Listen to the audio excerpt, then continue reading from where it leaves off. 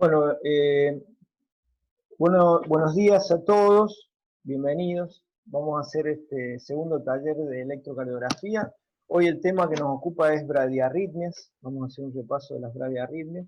La modalidad va a ser taller, es decir, me gustaría que participen, así que cuando tengan alguna duda se pueden desilenciar y plantearla. Cada tanto yo voy a parar y voy a hacer alguna consulta o les voy a preguntar cómo se va entendiendo. Y bueno, nos vamos a concentrar sobre todo más que en lo teórico en analizar los electrocardiogramas, así que van a ver que hay bastantes electros. Así que bueno, comenzamos.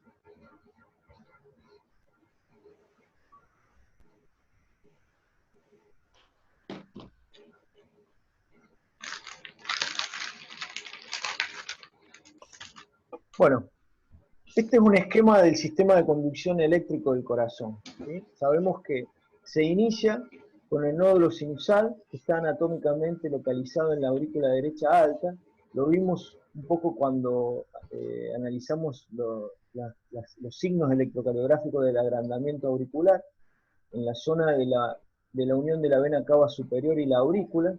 Ahí está localizado el nódulo sinusal, que es un grupo de células que tienen la capacidad del automatismo, es decir, son capaces de generar por sí mismos un estímulo eléctrico que luego se propaga hacia el resto del corazón. Primera pregunta que les hago: ¿cuánto es la frecuencia cardíaca normal de descarga de estas células? ¿Alguno se acuerda?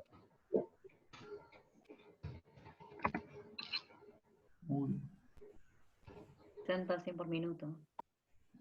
¿Perdón? ¿Un poco más fuerte?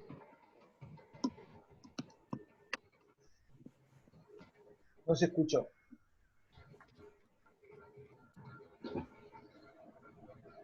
70 a 100 latidos. Bien. Entre 60 y 80 latidos por minuto en reposo, ¿no? Obviamente que eso va cambiando según la actividad. Cuando tenemos menos de 60 latidos por minuto hablamos de bradicardia, cuando tenemos más de 100 latidos por minuto de taquicardia, pero en promedio en reposo, condiciones normales, entre 60 y 80 latidos por minuto. No son las únicas células capaces de generar estímulos, ¿no? Sino que otros sitios del sistema de conducción o del tejido especializado también pueden dar origen a latidos, ¿no? Por ejemplo, a nivel del nodo AB, en la unión entre el nodo AB y el GIS, y esos latidos o ese foco se llama de la unión, latidos de la unión o ritmos de la unión, o directamente en el Purkinje ventricular, ¿sí? En el tejido especializado de conducción del ventrículo, que en ciertas condiciones también puede generar latidos, y bueno, esos se van a llamar latidos o ritmos de escape bajo o ventricular. Ya vamos a ver qué características tienen en el electrocardiograma. El impulso cuando llega a la zona de la aurícula derecha baja, septal baja, cercana al anillo de las válvulas, de la válvula tricúspide, ingresa en el llamado nodo aurículo-ventricular, que tiene como principal característica la conducción lenta, ¿no? O sea que hay un retraso en la conducción a ese nivel, con un potencial de acción que está mediado por calcio, se llaman fibras cálcicas, y digamos, a ese nivel hay un normal retraso en la conducción eléctrica hasta que llega al GIS y luego se acelera la conducción hacia el Purkinje. Cualquier trastorno en el origen o en la conducción, por ejemplo un bloqueo a nivel del nodo auriculoventricular, bueno, va a originar una arritmia, en este caso una bradiarritmia. Eso se traducirá en ritmos más lentos o pausas que podrán o no generar síntomas como un síncope. Dependiendo de la severidad de esos síntomas, será la resolución y la posibilidad de colocar un marcapaso. En este esquema les muestro cómo es la influencia autonómica sobre el sistema de conducción. Normalmente la pendiente de la fase 0 de despolarización espontánea, como la ven acá, o sea, las células marcapaso, las células que tienen automatismo, en lugar de tener un potencial de membrana de reposo estable en un valor negativo, inician una despolarización espontánea hasta que llegan a cierto nivel en el cual se genera un potencial de acción. ¿Sí? Entonces, eso tiene una pendiente normal, y por influencia autonómica, eso se puede aplanar, ¿sí? Como ven acá, por influencia vagal, de forma que la pendiente es mucho más lenta y tarda más en llegar al potencial de descarga, por lo tanto el ritmo se hace más lento, o se puede acelerar, ¿no? Se pone más vertical, como ven acá, por influencia simpática, llega más rápido y eso genera que haya mayor cantidad de latidos, aumenta la frecuencia cardíaca, ¿sí? O sea, la pendiente de la fase cero, del prepotencial de las células automáticas, es lo que va a determinar en última instancia la frecuencia cardíaca. Quiere decir que hay una actividad intrínseca propia de las células, del nódulo, y este, una influencia autonómica dada por el tono vagal y el tono simpático. Esto se va a traducir en el electrocardiograma en que tengamos las características normales de las ondas, ¿no? Que a cada QRS le precede una onda P, como ven acá, con un intervalo que tiene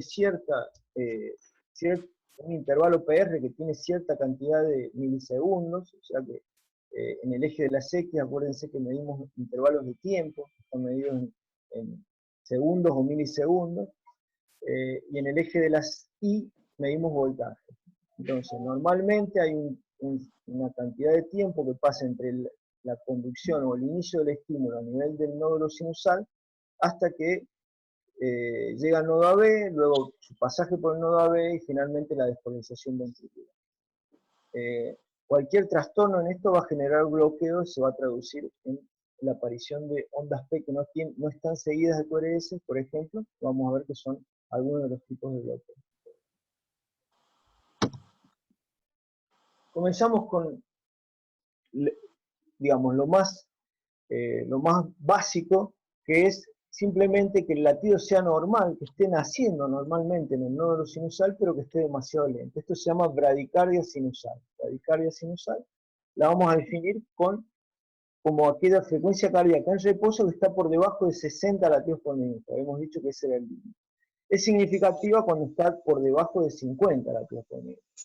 Pero la bradicardia sinusal tienen que tener claro que no siempre es un fenómeno patológico, o sea, no siempre es por enfermedad. Podemos tenerla en forma fisiológica. Todos nosotros, por ejemplo, cuando dormimos durante el sueño, es probable que tengamos periodos de bradicardia sinusal por aumento del tono vagal, como habíamos visto en la influencia autonómica. Los atletas, o sea, los deportistas que están muy entrenados, tienen aumento del tono vagal y pueden tener bradicardia sinusal en reposo y ser absolutamente normal, es decir, tener frecuencias cardíacas de 50 o menos, en algunos casos, los maratonistas o los ciclistas, pueden tener incluso frecuencias cardíacas menores de 50 y ser normal, producto del entrenamiento. También puede deberse al efecto de medicación, o sea, drogas antiarrítmicas. Obviamente los beta bloqueantes, aquellos que interfieren con la actividad adrenérgica, como habíamos visto recién, van a generar que el pulso se ponga más lento. También la digoxina o los bloqueantes cálcicos. Entonces, siempre hay que interrogar la presencia de drogas ante un paciente que se presenta con bradicardia sinusal. Y otras patologías clínicas o cardiológicas, algunas típicas como el hipotiroidismo, que tienen que recordar, es una causa común de bradicardia, y bueno, y enfermedades primarias del sistema de conducción o otras enfermedades cardiológicas, por ejemplo, que se acompañan de miocardiopatía, como ocurre con el Chagas, ¿no? La miocardiopatía Chagas, y una de sus condiciones es la bradicardia sinusal. Entonces, la disfunción del nódulo sinusal puede ser intrínseca, es decir, que está enfermo en sí mismo, las células del marcapaso. Puede ser extrínseca por efecto de algún fármaco, o puede ser primaria o asociada a cardiopatía, como les mencioné recién. Acompañando a la disfunción sinusal, que es la frecuencia cardíaca en reposo, que ustedes pueden ver en un electro, también está la insuficiencia cronotrópica, esto es la respuesta normal por la cual lo que normalmente se tendría que acelerar como respuesta a la actividad, al ejercicio, no ocurre, o ocurre en menor grado, ¿no? Entonces, esto lo pueden ver en una ergometría, por ejemplo, en el máximo esfuerzo alcanzan menos del 80% de la frecuencia cardíaca máxima calculada para la edad, ¿sí? O en un holter tienen frecuencias cardíacas promedio de 24 horas bajas, es decir, menores a 70 latidos por minuto. O sea que la insuficiencia cronotrópica, por ahí el paciente en reposo no tiene síntomas, pero cuando hace actividad, intenta hacer una actividad que normalmente la frecuencia tendría que aumentar, se mantiene en una frecuencia basal, no aumenta, no acompaña el esfuerzo y por lo tanto aparecen los síntomas, ¿sí? Entonces es importante completar la evaluación de los pacientes que sospechamos que tienen alguna disfunción sinusal, no solo con el electro de superficie, sino con la respuesta al ejercicio, es decir, la ergometría. Este es el electrocardiograma de los pacientes con bradicardia sinusal. Fíjense cuáles son las características, ¿sí? Acá tenemos una tira en D2, ¿no? Frontal. Sabíamos que para ver el ritmo y para ver la característica de la onda P, lo mejor era la derivación de 2. Ahí pueden ver marcadas las ondas P. Fíjense que a cada QRS le precede una onda P, el intervalo PR es normal, y simplemente lo que ocurre es que el intervalo de tiempo entre P y P, o entre R y R, es un intervalo de tiempo prolongado, por lo cual hay bradicardia, hay una baja cantidad de latidos por minuto. En este caso, fíjense, si vamos contando los cuadrados grandes, 300, 150, 100, 75, 60, 50, 42, 35 latidos por minuto, ¿sí? O sea que tiene bradicardia sinusal a 35 latidos por minuto. Si este paciente se presenta con síntomas, es decir, después de haber tenido un síncope, o relatando un deterioro de la clase funcional, o sea que se agita, tiene disnea, mínimo esfuerzo, bueno, y no hay otra causa que lo explique, hay que pensar que es una bradicardia sinusal sintomática, y digamos, eso se resuelve, si no hay nada corregible, es decir, si no hay ningún fármaco que nosotros podamos suspender, para que sea reversible, hay que pensar en la posibilidad de un marcapaso. Hago un primer stop acá y les pregunto, ¿tienen alguna duda? ¿Me quieren hacer algún comentario sobre el electro? ¿Se entendió bien hasta acá? Sí. Sí, se entendió, creo. Bueno. Hola, doctor. Sí, diga. ¿Qué tal? Se entendió bien. Yo quería consultar en el caso de los deportistas, que sería normal. ¿Eso implica adaptaciones morfológicas en el músculo cardíaco también, no? O sea, sí. A veces lo tienen acompañando, ¿no? O sea, el fenómeno de la bradicardia sinusal de los deportistas es un fenómeno autonómico. O sea, es por aumento del tono vagal, tienen un aumento del tono vagal, pero acompañando el entrenamiento intenso puede haber alteraciones morfológicas, ¿no? De hecho, aumentar ligeramente el espesor, o sea, la masa miocárdica, ¿no? La masa del músculo miocárdica, y eso se puede generar en parámetros que entrarían en hipertrofia, pero es una hipertrofia fisiológica, ¿no? Entonces, de hecho, digamos, si queda la duda de si se trata o no de una hipertrofia, desentrenás al paciente durante unos meses y eso revierte, ¿sí? O sea que no es una alteración, digamos, que genere patología en sí misma, ¿sí? Pero esto es un fenómeno autonómico. La parte estructural se traduce en aumento de la masa muscular, ¿sí? ¿Se entendió? ¿Contesta tu pregunta? Sí. Bien. Bueno, muy bien, seguimos entonces. Fíjense, en la enfermedad sinusal, en la enfermedad del sistema de conducción, acompañando la bradicardia sinusal pueden aparecer pausas. Las pausas es la ausencia de latido por intervalos mayores a 2 segundos. Decimos que la pausa es significativa cuando es mayor a 2,5 segundos, ¿sí? Y la pausa puede deberse a distintas cosas. En este caso, fíjense, acompañando a la disfunción sinusal, es decir, a la bradicardia sinusal, lo que podemos encontrar es esto, que haya un paro sinusal, ¿sí? Paro sinusal. El paro sinusal significa que uno de los latidos falta, ¿sí? Por lo cual desaparece la onda P. Pueden aparecer latidos o ritmo de escape, que ahora vamos a ver qué significa eso. Se puede traducir en la aparición de síncopes o presíncopes, dependiendo de la duración que tengan. Y la pausa no es múltiplo del intervalo PP. Ahora lo vamos a analizar en un electro y van a ver que se puede entender. En este caso, fíjense, un paciente que viene con una frecuencia cardíaca normal, en este caso, fíjense, 300, 150, 100, 75 latidos por minuto. A cada QRS lo precede una onda P, viene a 75 latidos por minuto y de repente hay una pausa donde no hay latido, no vemos onda P, tampoco QRS, hasta que aparece un primer latido, fíjense, sin onda P, y un segundo latido que ya tiene la onda P con las mismas características que los previos, ¿sí? ¿Por qué un latido sin onda P y después un latido con la onda P normal? ¿Qué les parece? ¿Qué será este latido sin onda P? ¿Alguien se anima a arriesgar algo? Un latido que no se está generando en el nódulo sinusal. Perfecto. ¿De dónde puede venir entonces? El nódulo AB. Por ejemplo, ¿no? O sea, de un marcapaso subsidiario de otro sitio, como habíamos dicho que había otros sitios en el sistema de conducción donde se pueden generar latidos con automatismo. Entonces, se llama el marcapaso subsidiario. ¿Cuál es la característica que tienen? Que tienen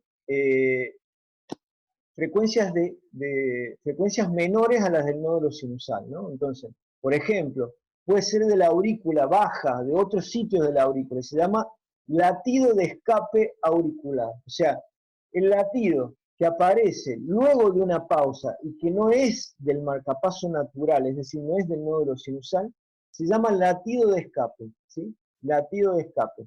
Era lo que habíamos visto, ¿no? Entonces, está precedido de una pausa y no se origina en el nódulo sinusal, que es el lugar normal, ¿sí?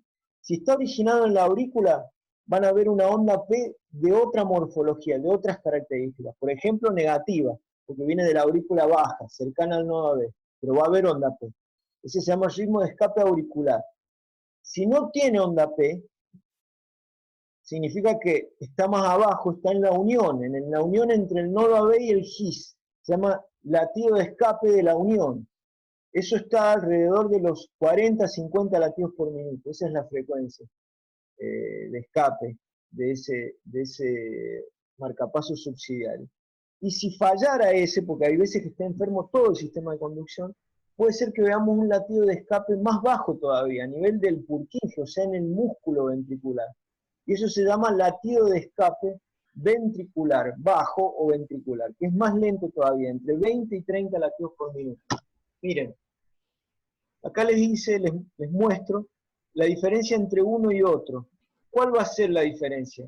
El latido de escape de la unión, como el que vimos en la pausa de recién, tiene las mismas características que el latido conducido normal, nada más que no tiene onda P, pero ingresa al sistema, ingresa al ventrículo a través del sistema de conducción normal, ¿sí? Entonces es un complejo fino de conducción normal, porque está justo en la unión entre el nodo AB y el GIS, entonces va por el GIS y despolariza el ventrículo de la misma manera que un latido que viene desde la aurícula, ¿sí? Entonces fíjense que es exactamente igual a los latidos normales.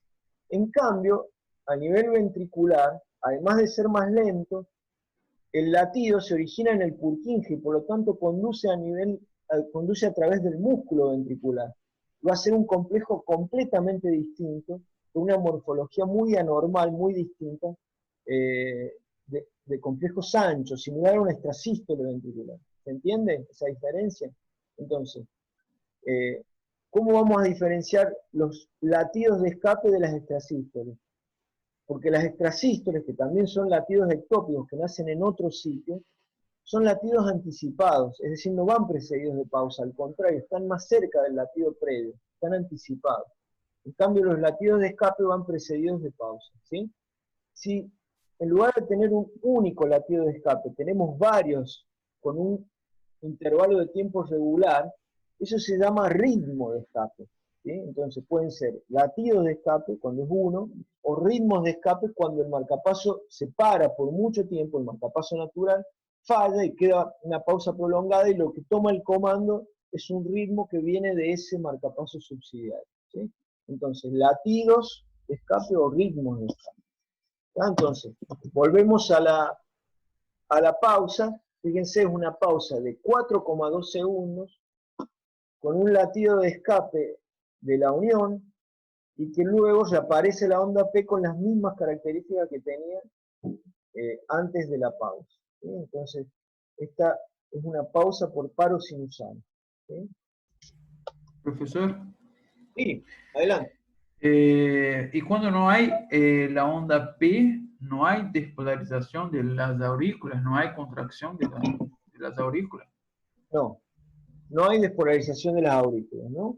Puede haberla desde otro sitio de la aurícula, como te decía, un escape de la aurícula baja va a tener una onda P distinta, va a ser negativa en cara inferior en lugar de positiva, y ahí sí puede haberla, o puede haber conducción retrógrada, es decir, un latido de escape de la unión o ventricular puede ir en forma retrógrada hacia la aurícula y tenerlo metido en el QRS, pero no va a ser la onda P que vos estás acostumbrado a ver, por lo tanto no va a haber despolarización auricular, ¿sí? Sí, De la sí, forma que la dale. conocemos. Gracias. Bien.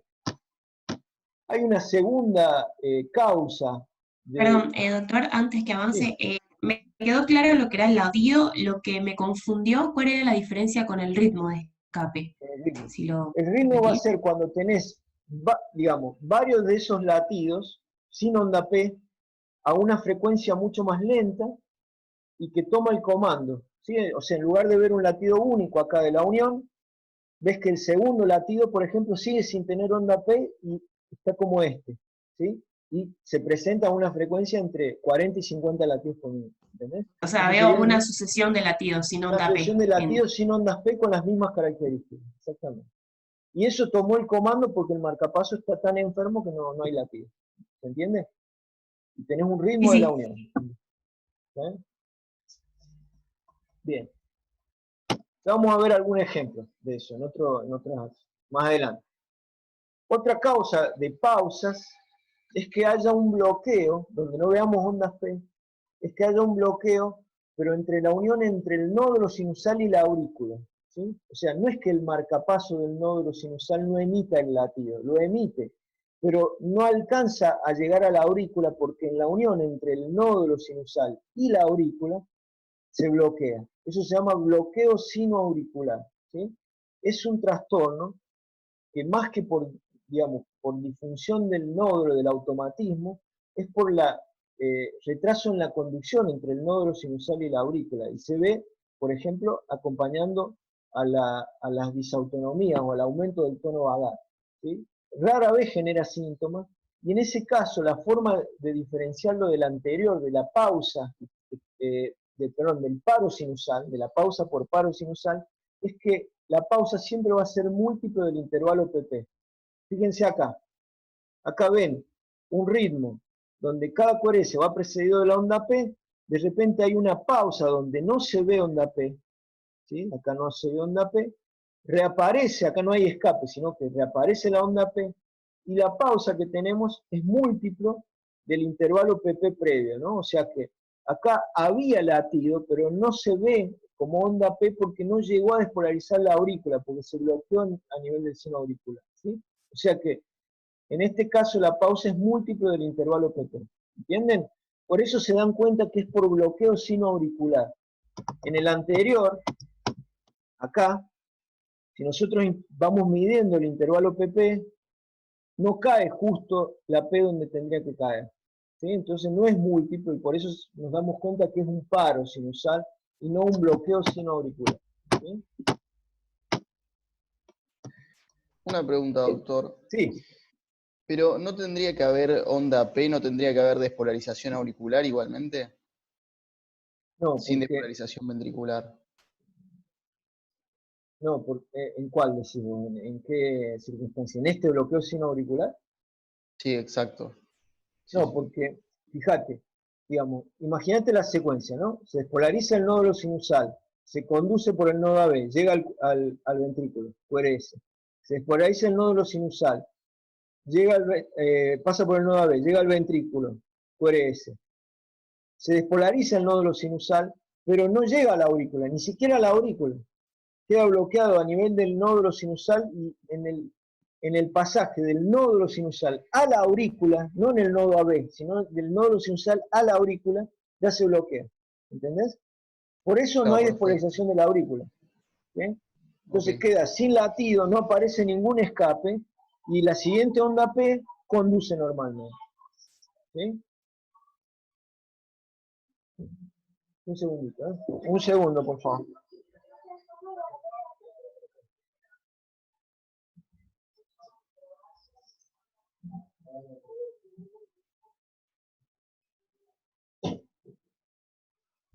Perdón.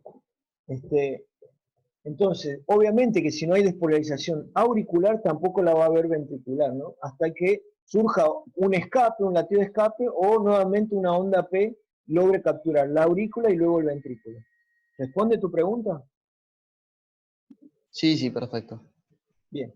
Gracias. Bueno, entonces, resumiéndolo, frente a qué paciente tenemos que, ¿cómo lo corregimos esto? No hay nada, no hay ningún fármaco en forma crónica que ustedes puedan dar para aumentar la frecuencia cardíaca en forma sostenida cuando es de suficiente magnitud la bradicardia y la disfunción sinusal. Es decir, ustedes pueden suspender drogas que bajan la frecuencia, ¿sí? Pueden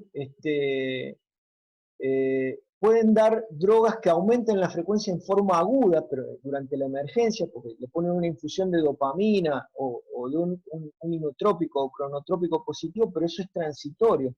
En forma prolongada y a largo plazo no hay ninguna droga que sea efectiva suficientemente como para que ustedes puedan generar un tratamiento farmacológico. La resolución pasa por la colocación de un marcapaso, ¿sí? Que es un dispositivo donde se coloca un cable en la aurícula y un cable en el ventrículo, cuando es bicameral, y estimulan, suplantan la función del nódulo sinusal que está enfermo. Entonces, ¿cuándo van a colocar un marcapaso o van a indicar un marcapaso?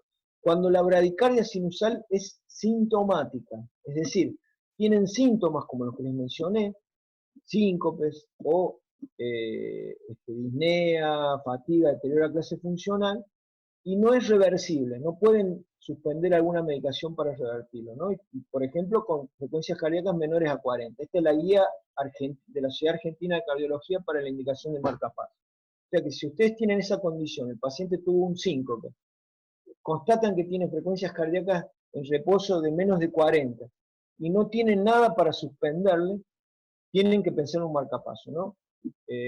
Obviamente que tienen que considerar todo, ya habíamos dicho, si es un deportista puede tener 35 latidos por minuto, o ustedes hacen un holter y pueden tener 35 latidos por minuto a la noche, pero en ese caso van a estar asintomáticos, ¿no? O sea que hay que considerar todo en forma global para la indicación, ¿sí?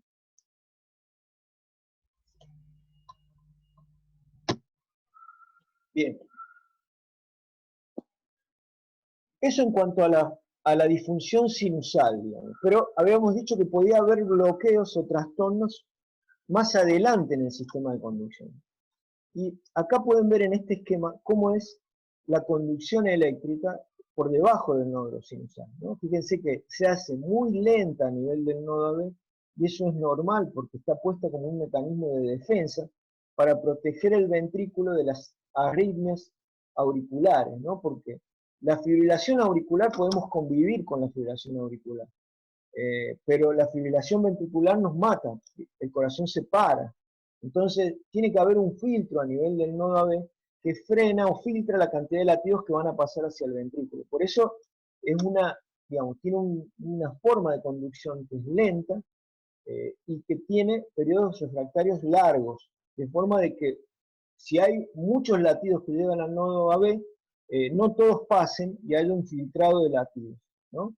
Entonces, podemos tener trastornos a nivel del nodo AB, o por debajo del nodo AB en lo que se llama GIS, ¿sí? Es como un sistema ya de conducción más rápida, a nivel de las ramas o del Purkinje, ¿no? Entonces, en forma práctica decimos que hay bloqueos supraisianos por encima del GIS, y eso implica el nodo AB, e infraisianos, que están en el GIS o por debajo del GIS. Como principio general les digo es que los supraisianos son de mejor pronóstico, a veces determinados por influencia autonómica, es decir, por la influencia vagal. En cambio, los infraisianos son mucho más graves, más severos en el pronóstico y generalmente terminan con la indicación de un marcapaso, porque es como un cable que no conduce y que en cualquier momento nos hace una pausa o un síntoma grave. ¿Sí? Entonces, ¿cómo podemos saber si el bloqueo está por encima del GIS o por debajo del GIS? ¿Qué les parece? Con un electro lo podremos saber. Cuando nosotros medimos el intervalo PR, ¿no? Nosotros decimos que se mide desde el inicio de la onda P hasta el inicio del QRS, ¿no? Normalmente, ¿cuánto tiene el intervalo PR? ¿Se acuerdan? ¿Cuánto es la duración? 0,8, creo que 0,8 a 0,12, ¿no? De 0,12 a 0,20. 0,12 a 20. Estabas cerca. De 0,12 a 0,20, ¿sí? Entonces, en ese lapso de tiempo, incluye desde el inicio de la onda P hasta el inicio del QRS, es decir, todo el tiempo que va entre que se despolarizó el nódulo sinusal, la aurícula, el nodo AB, el GIS, el Purkinje, y se inicia la despolarización ventricular. O sea que cuando se inicia el QRS, implica el inicio de la despolarización ventricular. Quiere decir que dentro del intervalo PR están toda la conducción por el sistema de conducción, desde el nódulo sinusal, la aurícula, el nodo AB, el GIS y todo lo demás. O sea que solo viendo el intervalo PR, si lo tienen prolongado, por ejemplo de más de 0,20, no pueden saber si es en la aurícula, es en el nodo AB o es por debajo del nodo AB. ¿Sí? ¿Se entiende? Porque en el electro de superficie no lo pueden determinar a eso. Entonces, nosotros tenemos un mecanismo para poder medirlo, porque eso puede ser importante, como les dije, para una indicación o no de un marcapaso. Entonces, podemos intentar determinar y medir dónde está el problema. Y eso lo hacemos con un estudio que se llama estudio electrofisiológico, colocando catéteres dentro del corazón. Fíjense este esquema, les muestro acá algunos catéteres. Estos hacemos por punción venosa en la vena femoral del lado derecho, y subimos algunos catéteres hasta la aurícula. Acá se ven en oblicuas, oblicua anterior derecha, oblicua anterior izquierda. Pero miren, por ejemplo, este catéter está puesto en la punta del ventrículo derecho. Este catéter está puesto en la aurícula, en la orejuela.